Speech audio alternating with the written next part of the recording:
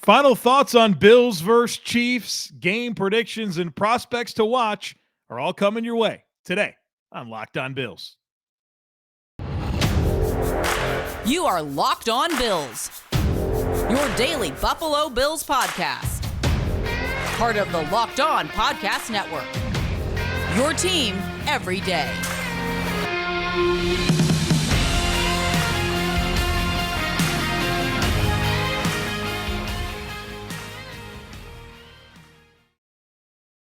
What's up, Bills Mafia? It's Joe Marino from the Draft Network, and I'm your host of Locked On Bills. Happy Friday to you, and thank you for making Locked On Bills your first listen every day. And as a reminder to you, we are free and available on all platforms, including YouTube. Today's episode is brought to you by LinkedIn. LinkedIn Jobs helps you find the candidates you want to talk to faster. Post your job for free at linkedin.com/lockedon NFL. Well, folks, we're almost here. The big game, Bills versus Chiefs. And on today's show, I'm going to give you some of my final thoughts about the game. Of course, give you my predictions for the game, and then we'll do my prospects to watch. We'll talk the banged up Bills, but that's going to be a standalone episode that you'll catch either later on Friday or on Saturday morning. So stay tuned for one more conversation focusing on the injuries that'll come either later on Friday or on Saturday. Before I get into some of my final thoughts, there's some newsy items that I want to touch base on. And one of them being that I am going to be at the game on Sunday. I'm going to be at Arrowhead Stadium with a great group of people. John Fina is going to be with me, Jerry Ostrowski. Both of those guys started 100-plus games for the Bills. I can't wait to hang out with them. Joe Miller, Kristen Kimmick, Alyssa O'Reilly, so many others that are going to be there. So come check us out. We're going to be in Lot G before the game, tailgating, and then, of course, being at the game. So if you're in Kansas City, come say hello. Would love to meet as many of you as possible. Now, as for Buffalo Bills news, Trey White returned to practice. He returned to practice. He's not going to play Sunday against the Chiefs. Sean McDermott made that quite clear. But he's going to be back soon. And we've seen a lot of video of him practicing, and he looks great. Changing directions, jumping, everything that you can imagine. He's doing it. And this falls very much in line with the timeline that I anticipated, where we're probably going to see him next against the Green Bay Packers coming out of the bye. And I said that earlier in the season, and a lot of people didn't like that I had to say that, but this very much lines up with my expectations for what I thought would happen. And so just think about that. The Bills are about to get an all-pro corner back on their football team. So the team's getting healthier, it appears. And coming out of the bye, the Bills should be in really good shape from a health perspective. And obviously having a big-time midseason acquisition of Trey White. Cannot wait to watch 2-7 playing football again for the Buffalo Bills. Josh Allen was named AFC Offensive Player of the Week for his performance against the Pittsburgh Steelers, 20 of 31, 424 yards, 4 touchdowns, 5 rushes for 42 yards. He was electric. I think we all expected him to be the Offensive Player of the Week. This has now happened 8 times for Josh Allen, second most ever among Buffalo Bills players. Jim Kelly, the leader, at 10. And so it's only a matter of time before Josh Allen jumps Jim Kelly in terms of that record. Couple of roster notes here. Jamarcus Ingram is back to the practice squad. The Bills signed wide receiver Keyshawn Johnson to the practice squad. He's a sure-handed possession-style receiver. They released Jaquari Roberson from the practice squad. He had a very short amount of time on the practice squad.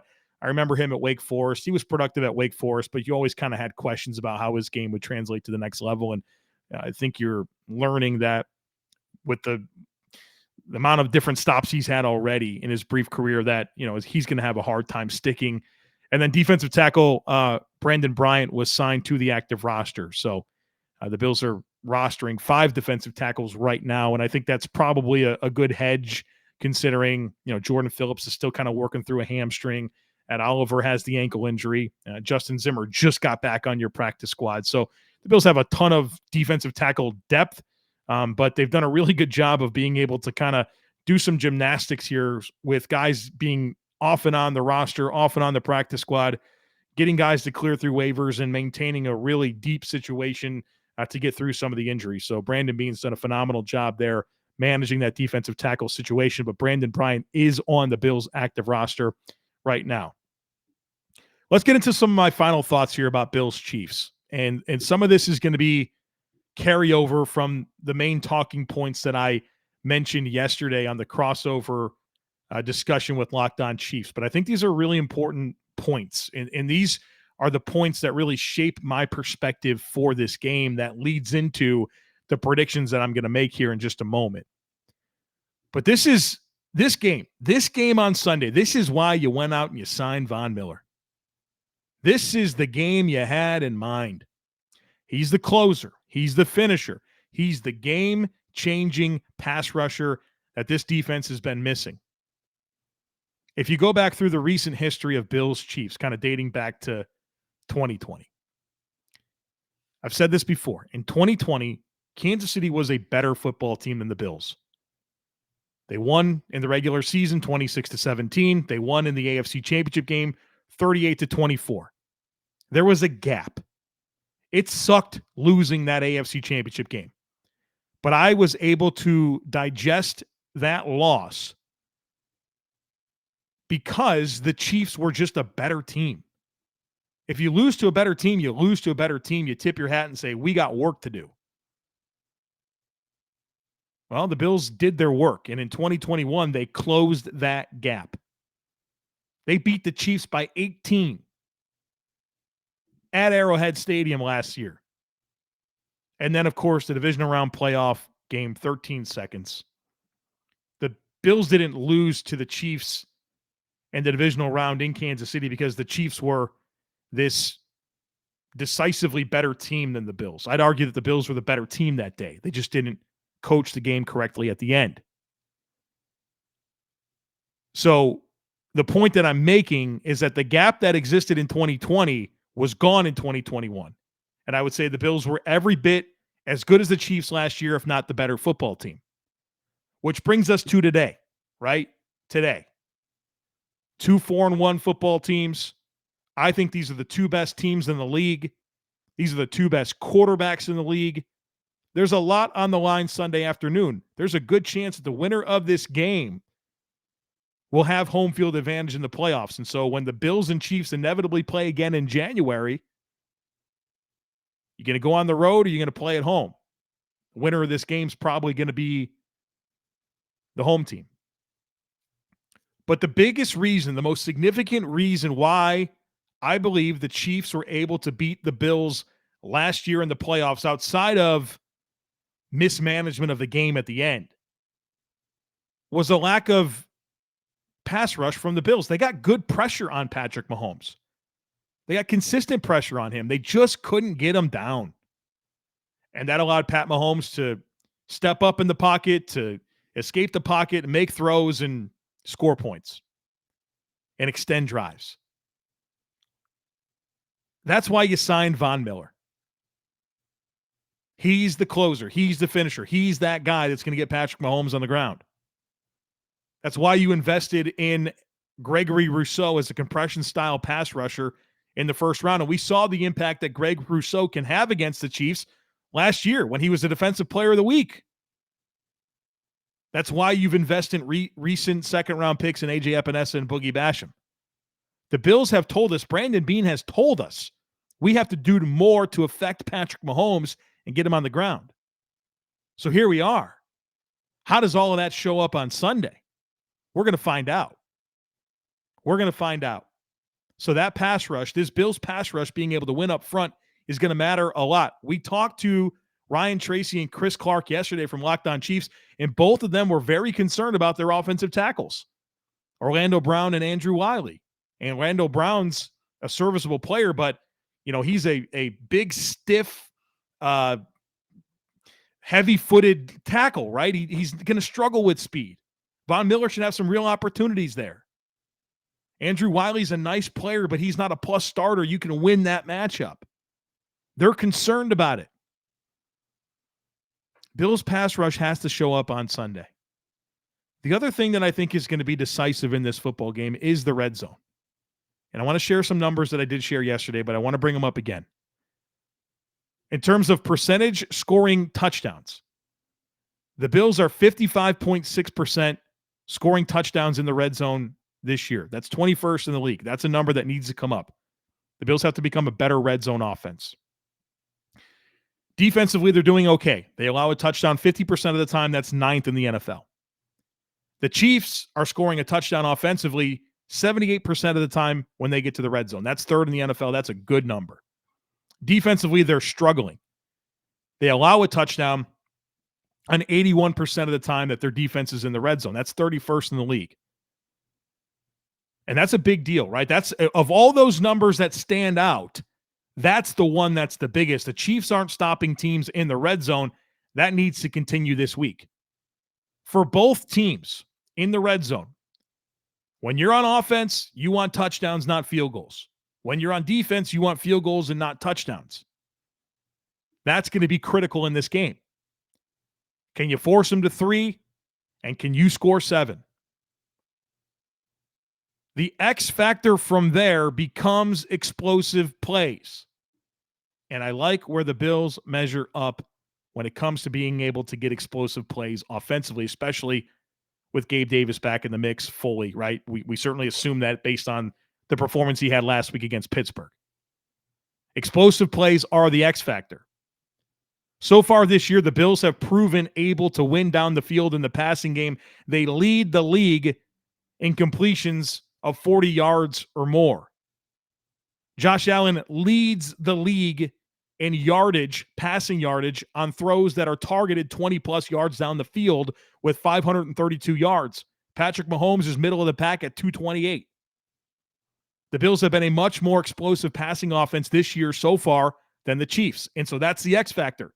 If it's not going to be a red zone game and you sustain drives and you got to finish, you go back to big plays. Big plays are a big reason why the Bills won that game last year during the regular season, and it's why they should have won in the playoffs. The Chiefs' defense has not played well this year in terms of pass defense. They're allowing a passer rating of 105.5 against their secondary. That's 5th worst in the NFL. The Bills are only allowing a passer rating of 67.8, which leads the league. And that's about where they were last year. The Chiefs are allowing a score on 41.5% of drives. The Bills only 22%. The Chiefs only force a turnover on 5.7% of drives this year on defense. They only have 4 takeaways so far this year. The Bills are at 18%. They lead the league in takeaways with 11. The numbers for the Bills' defense are way better than Kansas City. They're stopping teams in the red zone way better. They're getting turnovers. They're limiting points. Offensively, the Bills are not as good as the Chiefs in the red zone, but they're getting more explosive plays. The Bills defensively, the numbers have always been outstanding under Sean McDermott and Leslie Frazier. The problem is that the same success, or even close to the same success, has not continuously showed up in matchups against the Chiefs, which takes us right back to that original point. Is the improved pass rush going to make a difference? Is Von Miller going to make the difference? We are going to find out on Sunday afternoon. These days, every new potential hire can feel like a high-stakes wager for your small business. You want to be 100% certain that you have access to the best qualified candidates available, and that's why you have to check out LinkedIn Jobs. LinkedIn Jobs helps you find the right people for your team faster and for free. It's so easy to create a free job post on LinkedIn Jobs. Simple tools like screening questions make it easy to focus on candidates with just the right skills and experience so you can quickly prioritize who you'd like to hire. It's why small businesses rate LinkedIn Jobs #1 in delivering quality hires versus leading competitors. LinkedIn Jobs helps you find the qualified candidates you want to talk to faster. Post your job for free at linkedin.com/LockedOnNFL. That's linkedin.com/LockedOnNFL to post your job for free. Terms and conditions apply.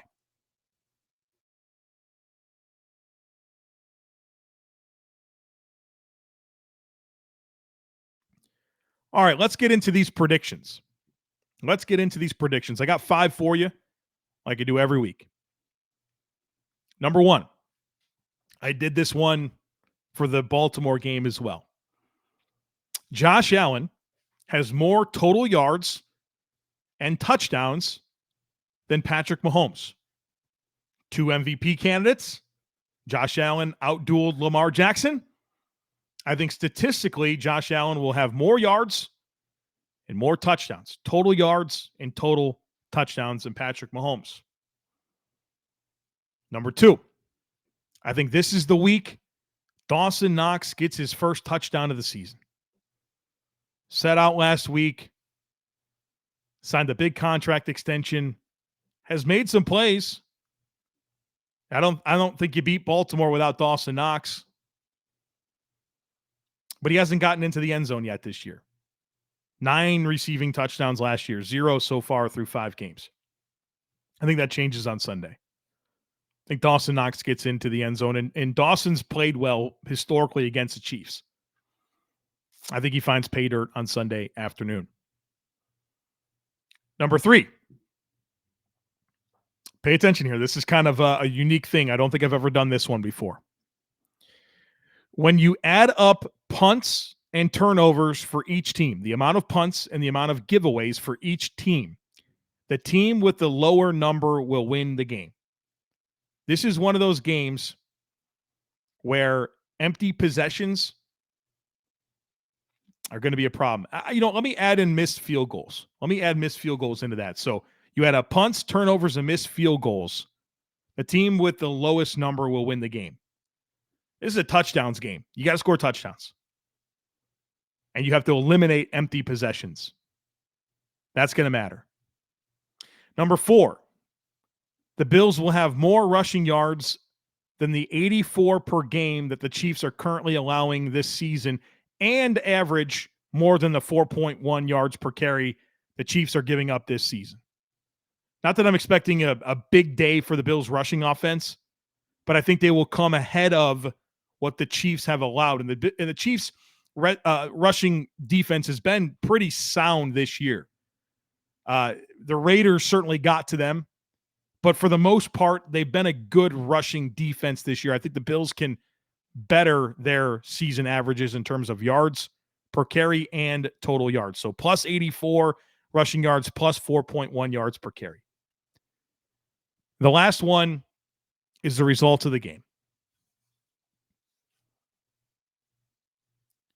A lot of people look at this game as Josh Allen versus Patrick Mahomes. It's not. Josh Allen and Patrick Mahomes won't be on the field together for a single play during the actual game. The real matchup in this game is Mahomes versus the Bills defense and Allen versus the Chiefs defense. And when I get it down to that, I like so much more of what the Bills have shown defensively this season as opposed to the Chiefs. The Chiefs aren't getting takeaways. They're not stopping teams in the red zone. And they're giving up a lot of production through the air. That seems like a problem for Josh Allen coming to town, right? And specifically this back 7. It is all new. 2 new safeties working together, right? It's Juan Thornhill and Justin Reed. Justin Reed's a new player this year. They're working in Brian Cook as kind of that third safety. He's a rookie. They don't have Tyrann Mathieu back there anymore. It's a new safety tandem. The corner situation is really different. L'Jarius Sneed is a stud in the slot, but Rashad Fenton's been injured. I don't know if he's going to play this week or hasn't practiced as much this week. Trent McDuffie's been out since week 1. He might be back. He's a rookie. Been playing Jalen Watson, a 7th-round rookie, quite a bit. Josh Williams, a mid-round rookie. Your linebackers, you don't have Willie Gay. It's Darius Harris and Nick Bolton. Neither one of them known for their coverage ability. So your back 7 is inexperienced and inexperienced together, right? There's a communication component. There's a time on task together and zone coverage and spacing the field that really does matter. I think that's going to be problematic. I think the Chiefs really, for as much as we talk about the Bills' defensive line and their edge rushers getting a lot of pressure, it might even be bigger for Kansas City because I have more faith in what the Bills have in their back seven by a lot compared to Kansas City. And I think the Chiefs' defense will get progressively better this year. I think this has kind of been the narrative with the Chiefs on defense year over year is that the defensive questions are there early in the season. They start to stabilize, and then they get a lot better as it moves along. Well, this is a really unique challenge that they have ahead of themselves, just based on working in so many new pieces that really don't have much time on task together. Even if you want to count all of this year together, they've been in and out of the lineup so frequently with suspensions and injuries and working in new players that there's just not time on task together. And then you just watch the games this year. Kansas City's been the more vulnerable team. Now, I understand Patrick Mahomes can turn it on. He could play at a level that it does. Nothing we talk about matters, right? You just can't match him. And that he'll be hyped up, right? He knows. Just for the weight that we feel in this game, for the weight that Josh Allen has, I mean, Patrick Mahomes has it too. He can go out there and play God-level football, and there's nothing you can do. You're going to lose the ball game. Everything I just said could not matter because Pat Mahomes could be Pat Mahomes at a high level and nobody can stop him. That's certainly a possibility. But the Chiefs have been the more vulnerable team this year. Either team's capable of winning. But to me, I look at the stuff I've talked about here today on this podcast and what these teams have revealed to us so far this year, and I think the Bills win the game. Now, I'll say this. Kansas City can have this win. They can have it if the Bills win in the playoffs. Right? It's a good step. You win this game, you're going to see this team again. You got to beat them again. So this one matters a lot. But the one in January is going to matter more. So big game. You're kind of up against the bye week. We certainly don't want to be sitting on a Chiefs loss for the next 2 weeks, which is a world we could live in. But I like the Bills.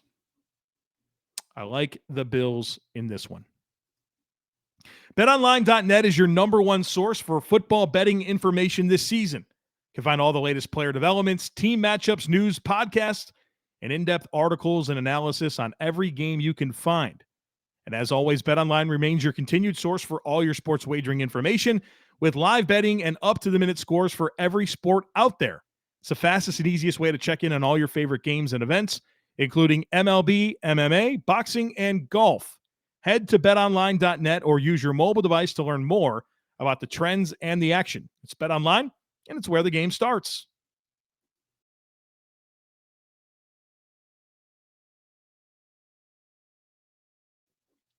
Let's talk about some prospects to watch. Watching college football on Saturday, it's a good week. 6 games that are ranked matchups, a lot of good players to watch, a lot of good matchups.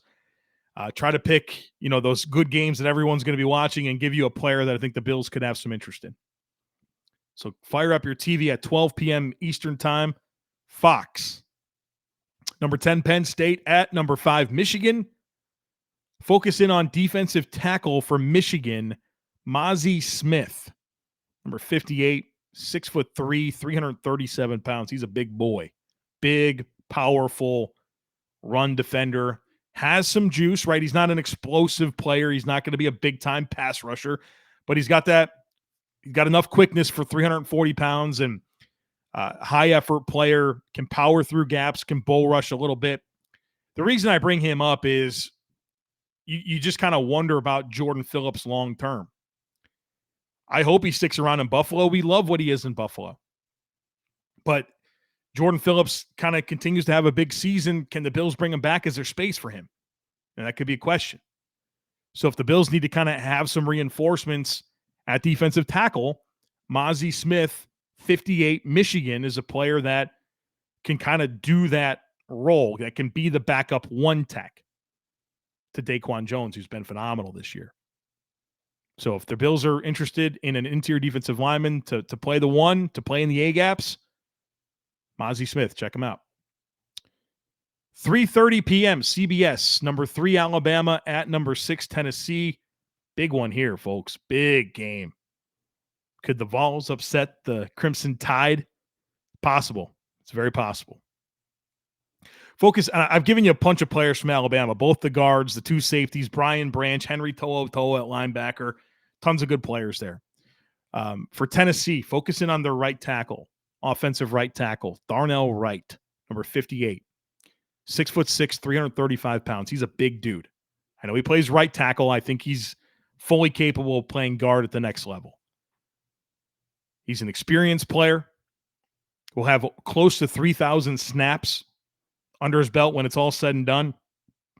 Bet a left and a right tackle for Tennessee. I think he could play guard in the NFL.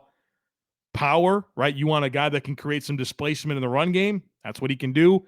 Like his hands, firm, physical, powerful hands, stout anchor, and super competitive. He's got that temperament that you love from an offensive lineman.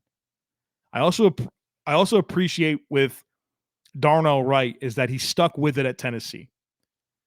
They fired Jeremy Pruitt a couple years ago, and then when that happened, a lot of Tennessee players transferred away. And a lot of them went to Oklahoma. I bet you they're regretting that decision right now after Oklahoma's lost, 3 in a row with Lincoln Riley left and Brent Venables has come over and not really been good. Darnell Wright stuck it out at Tennessee. And he's at the better program right now than Oklahoma. Key Lawrence and Wanye Morris and Eric Gray, they all left for Oklahoma. I bet you they wish they were back at Tennessee right now. I appreciate that he's stuck there. Big physical, competitive, powerful blocker. I think can play guard. He's the right tackle for Tennessee. He's going to have a big matchup here against Alabama. They got some good pass rushers. Will Anderson, probably the best player in the country. Might be the number 1 pick in the draft. Certainly a top 3 pick. Dallas Turner's a really good edge rusher as well. So he'll get tested. But he's a player I really like. I think has a chance to be an NFL starter. Some teams might want to keep him at tackle. For the Bills, I don't see the path at tackle. I see the path at guard. And I think he can very seamlessly transition to guard because of the power that he has, and especially with his hands to kind of use them and handle quick action on top of them. 8 o'clock, back to Fox. Number 7, USC against number 20 at number 20, Utah. Check out Braden Daniels. Plays for Utah. He's their left tackle this year.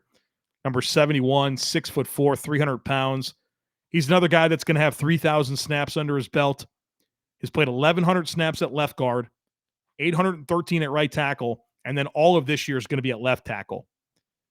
I think he's a guard in the NFL. He's a technician. He's controlled, really thrives with positioning his frame, plays with good leverage. He's really smart. You can tell when he plays that he's got a good feel for timing, exchanges, all that type of stuff. He's a smart player that's athletic and versatile. Really nice player, mid-round guy. I think he'd come in and be a really high-quality guard for somebody. Now, is he the mauler type player that you get in Darnell Wright? Not so much. So you have really different players, different contrasting styles here. But if the Bills want a physical mauler, Darnell Wright's interesting. If they want more of a technician, body control, leverage, smarts, Braden Daniels is a good player as well. Left tackle for Utah, number 71. Check him out. All right, folks, the hay is in the barn. We've done all we can to get ready for this game against the Kansas City Chiefs. I hope you've enjoyed this week on the podcast. Again, we do have one more conversation coming your way with Dr. Kyle Trimble of Banged Up Bills to talk injuries, and that'll come as a standalone episode either later on Friday or on Saturday. If you're in Kansas City, come by Lot G before the game. Would love to say hello. I'll have John Fina and Jerry Ostrowski there with me. Of course, Joe Miller, Kristen Kimmick, Alyssa O'Reilly, so many, LaShawn Sherman. There's going to be a lot of good folks there. So come say hello. We'd love to say hi and have a beverage and some snacks. So it'll be a good time. Enjoy the game. We'll catch up soon. Go Bills. Have a great rest of your day.